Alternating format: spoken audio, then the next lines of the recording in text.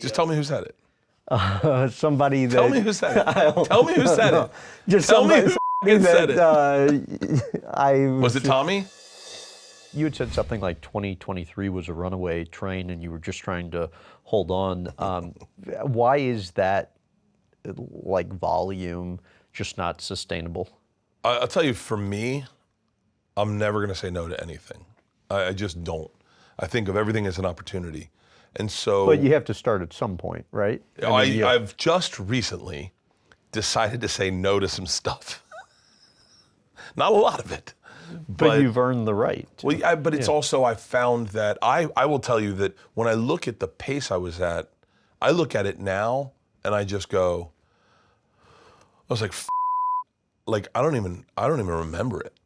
Like, now I'm trying to focus more on being present in everything. And I was thinking showing up was being present. You're probably better and fresher when you have a minute to rest too. It's nice to, get up, work out, sauna, polar plunge, have breakfast, come and do a podcast, as opposed to, like, I was getting on planes from New York. I was doing the Today Show, flying into Miami, doing Drink Champs, getting on another plane, doing Rogan. Like, I was just like, dude, I'll do it all. I'll do everything. I was like, trust me. And I'll show up, I'll be sober, I was fat as I was the fattest I'd ever been, because I was compensating with food and booze, but I was present, but it was just so much going on, and I was like, you only get one shot at it. So let's hire everyone and let's burn it at both ends. And if you didn't want to keep up with me, I didn't want you around me. I remember Rogan being like, dude, I'm concerned. And I was like, dude, you hang out with cage fighters. What the fuck are you talking about? I remember Tom being like, Tom said to me one time, you don't look good. I was like, oh, and you look f***ing great. And he was like, no, Tom's agent said something to me. And I was like, I told him, I said, and I apologized to him. I said, you're not my boy, you're not my wife, you're not my lover, you're not my best friend, you're not even my friend, so get the f*** out of my way. Really? I said, don't ever talk to me like that. You don't know me to talk to me like that. I said, if you want to hang out with me tonight, then get me a drink, get yourself a drink, and shut your f***ing mouth. And he was like, wow, I'm sorry. There were a bunch of people texted me.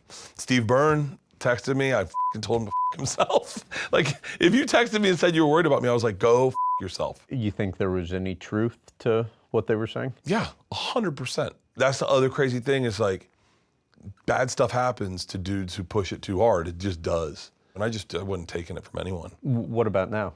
I still don't take it. I was talking to a comic close to you who said, my biggest worry about him is his death seems imminent at the rate he's going, and I get emotional thinking about it. Who said it?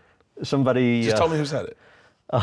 Somebody that... Tell me who said it. Tell me who said it. Just tell me who said it.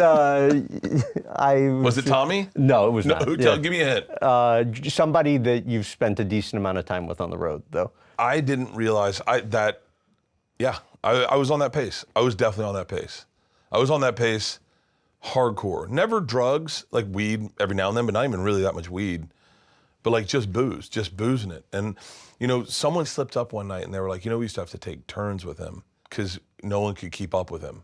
Because, I wouldn't start drinking until I started the Machine story on stage. But then we'd be partying and we'd go out, have an after party after the show. We'd go to a club after the show and meet up with everyone. I'd buy everyone drinks, come back to the bus. That's my favorite part, is everyone's light a cigar, everyone's still shooting the shit. I didn't realize they were all taking turns with me because no one could keep up. Because then the next morning I'm up at like 7 in the morning ready to work out. But it's, in a weird way, it's a little performative because I didn't want to wake up at 7 in the morning, but I knew that if I wasn't the guy that woke up at 7 in the morning to work out, then all of a sudden I looked like a problem. And so, but yeah, and I think you can't see it when you're in it. You can't see it when you're in it. But when you're outside it, you definitely see it. Well, okay, so alcoholism, I guess, runs in your mom's side of the family. Yeah. Do you think you're an alcoholic? No.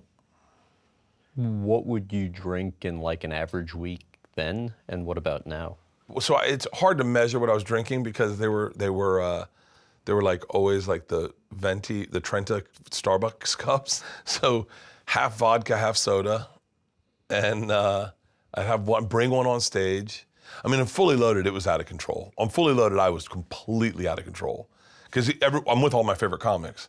And we're doing activities all day. So like we get up and at breakfast, Big J would be like, "You want a beer?" I'd be like, "Yeah, let's do it." I remember the one day I was gonna take off, we went golfing with Nate Bargatze and Chad Daniels. And Chad was like, I was like, "I'm not drinking." And he was like, "Oh, I was hoping we'd drink." And I was like, "Oh, of course I will." And so I went golfing with Chad and Nate. Nate doesn't drink. Chad and I probably had 4 double Tito's and sodas golfing. Came back, we had a slip and slide set up, a few cold beers there. Hit a joint, take a nap, get up, Jelly Roll shows up, Nate Bargatze's still there. I would go out, I would kill 2 beers when I got on stage, just murder 2 beers. I'd have my drink, and that's during Fully Loaded, I was drinking during the shows. I was at a clip that was just unmanageable, but you're oblivious to it when you're in it. My cardiologist is like, "This doesn't end well." He's just giving you a heads up, like, you gotta make a change. And I was always afraid they were gonna tell me I had to quit drinking.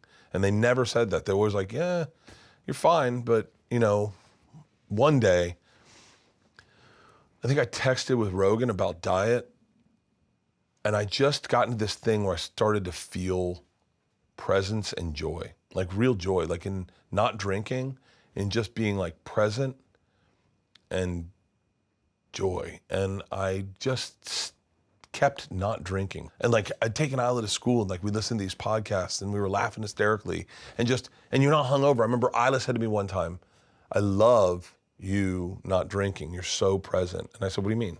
She goes, "We were at the line at Starbucks in the drive-thru." She goes, "If you were drank last night, this would be you." I said, "As opposed to?" And she goes, "As opposed to us talking right now." She's like, when people are hungover, they're like, ugh. It's like being sick. And she's like, "You're not sick. You just feel really alive." And I still get after it. Like we went to see the Grateful Dead. I got after it. I understand that the partying and the weight is like triggering to your dad because his dad died at a young age. What does he say to you? My dad does this thing, if I open a beer, go, "Ooh, let me have a sip of that." And then he'll drink the whole thing so I can't have it, as if I can't go get another one. But he'll be like, "Whoa, you don't need to eat that, buddy. Oh, hold on, we're not gonna eat that today. You know what we're gonna do? We're not gonna eat it all today. Me and you, we're not eating today." And it's gotten worse as he's gotten older. It's gotten so bad. He triggers me, I trigger him.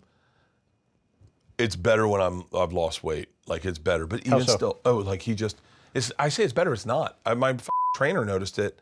My dad stays at our house and I have a gym attached to the house he stays in. And he would see me working out and he'd be like, "Whoa, let's slow this down. We're not gonna calm down with this workout. You're not 22 years old anymore, big guy. Hang on, you're done working out. You're done working out. He's done, this is too much. You're 51 years old. Don't forget that. You're and that's my dad. And I'm like, "Dad, I'm fine. Like I'm fine, I'm enjoying the workout." Like, "You're gonna pull your oh, son of a Maggie, I need my marijuana. Where's my marijuana?"